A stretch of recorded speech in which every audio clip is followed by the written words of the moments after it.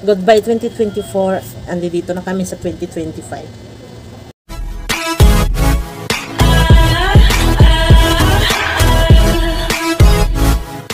Grabe naman tong plate na ito. Talagang marami lang pinagdaanan.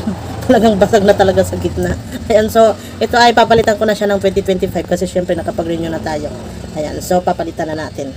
So sa sobrang luma na nito guys, ayan, nabasag na siya.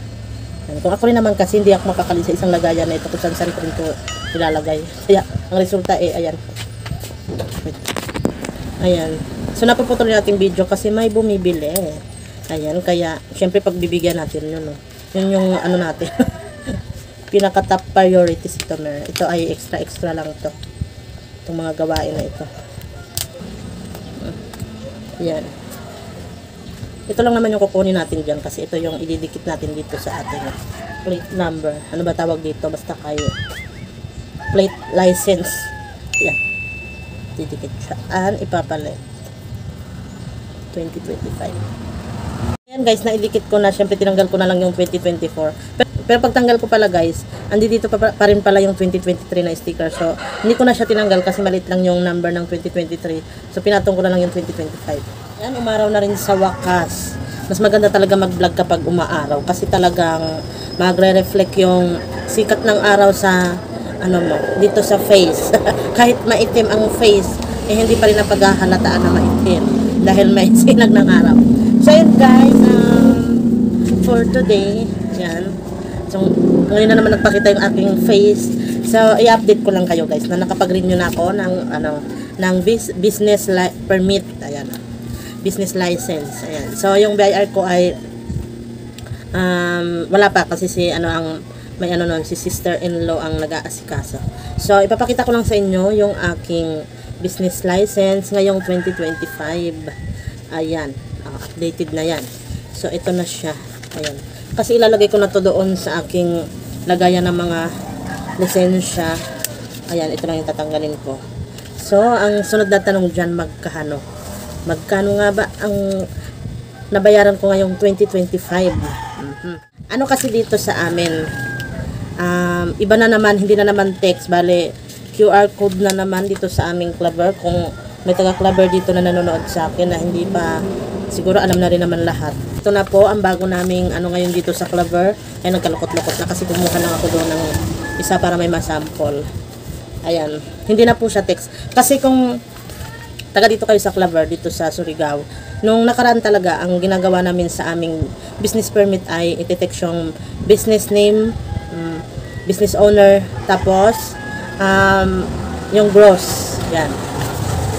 So, ngayon ay iba na. Pero parang pag ako papipiliin, mas gusto ko yung text. Kasi iti-text mo lang yung tapos tatawag sila.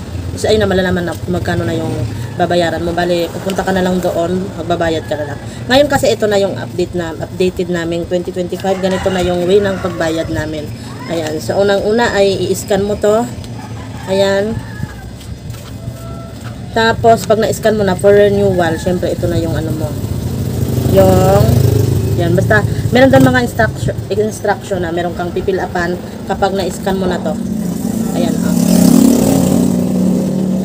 Tapos sa Fire naman, mag-i-scan din. Meron din silang pa-QR code.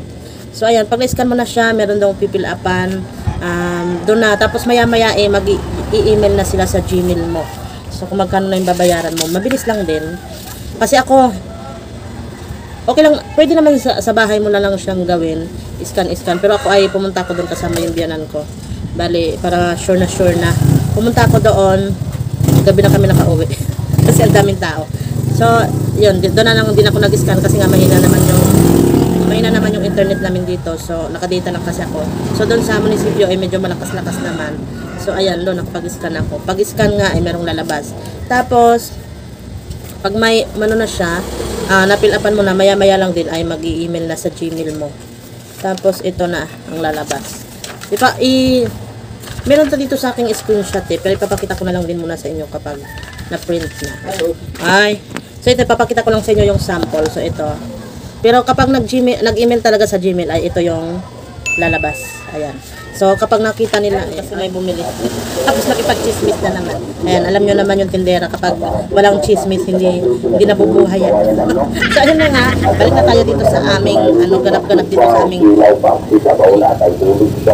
sa aming lisensya. So, ito nga, yan. At lalagay ko na lang dito, yan, yung, kapag nag-email na, ayan na. Tapos, kapag nag-email, meron na yung total lahat-lahat. So, magbabayad ka na sa window 1. Yan. Magbabayad ka na doon.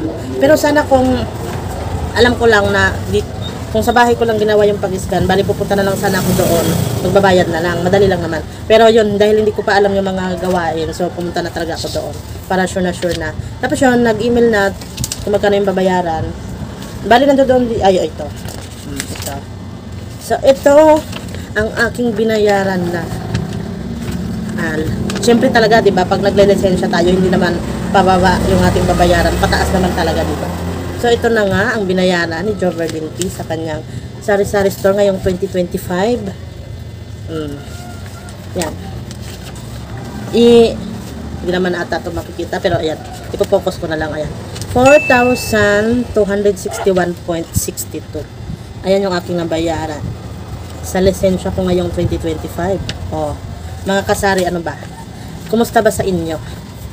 Kumusta ba? Lumaki din ba? Siyempre palaki din talaga. Pero kung ang ibig ko sabihin meron kasi ako nababalita na talagang ang lalaki ng lisensya nila. Pero dito sa amin ay kaya pa naman sa bulsa. So 4,261. So ang binayaran ko naman sa Fire ay 500. Yun naman yung aking binayaran. So ayan. Sabi sa inyo ngayong January ubusan ng pera. Kasi nga kung marami kang benta ng December, babawiin yan ngayong January. Ayan na. Pero alam nyo guys, matumal talaga ako ng December. Kasi diba sabi ko sa inyo, kapag na dito sa amin, burn na, maulan, tapos yung ibang kumpanya dito ay nag-off season na. So pag nag-off season na, syempre mga trabahante, hindi naman siya taga dito. Meron taga Leyte, meron taga Palawan. So umuwi yan sa kanilang mga lugar. So ang maiiwan na lang talaga dito ay yung mga dito na nakatira. Tapos karamihan naman walang trabaho. Buti na nga lang may dagat. At least libre pa ng ulan. Ganun.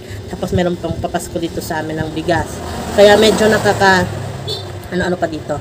Yan. So pero kung ang pagbabasehan ay kung mabenta ba kung noong January, hindi. Matumal talaga. Parang nung nakaraang taon pa ako mabenta, nung nag-uumpisa pa talaga yung mining. Ngayon kasi yung mining, parang nag-aano na rin sila syempre ng mga trabahante. Diba, nadamay pa yung mining sa tuman. Kasi mining lang naman talaga may dahilan dito bakit dumami yung mga tao. Ganon, kaya yun. So, ang aking BIR na lang ang aking pero konti lang din naman ang babayaran sa BIR. Meron nagtanong sa akin, bakit daw BIR na ako? Maliit lang naman yung tindahan ko, ewan ko lang din. Hindi ko rin alam. Kasi na-tax map lang naman ako nung nakaraang taon. Siyempre, kapag na-tax map ka, siyempre pupunta ka talaga doon sa BIR. So yun, bayad na ako. Bali, hindi ko lang alam kung na yung BIR ba. Hindi ko lang din alam. Basta ako ay meron. Kasi nga merong nag-comment bakit daw ako may BIR. Ang lit-lit lang naman ang tindahan ko. Hindi ko rin alam. Ayun lang. So ayan. Kayong ba lahat nakapag-renew na o ako lang yung huli? Kasi dito sa amin hanggang January 20, kaya buti na lang nag-aya yung aking biyanan at saka yung aking sister-in-law. Ayun, sabay-sabay kaming nag-renew. Pero kung hindi sila nag-aya, hindi pa sana ako magre-renew. Siguro mga Monday na. Nag-aya. Alam namin kasama. Yan. Pero yung DTI ko guys, expired na pala siya ngayong 2025. So, bali Lunes pupunta ako doon para sa renew naman ang aking DTI. Kasi expired na pala siya ng January 20. Kaya yun naman yung aasikasuhin ko sa Lunes. Yan. So, ito na ang lisensya ko. Wala na, nawala na yung aking alalahanin, nawala na yung aking sakit ng ulo. Kasi talagang, pag January talagang daming alalahanin no? Isa na dito, ito talaga yung nangunguna, business permit. Susunod lang dyan yung BIR. Tapos yung BIR naman, ayan na. Mag-uumpisa na naman. Magre-resibo. Kaya walang pahinga. Yan. Ayun na, hanggang dito na lang muna yung aking pagbablog. See you in next vlog. Bye-bye.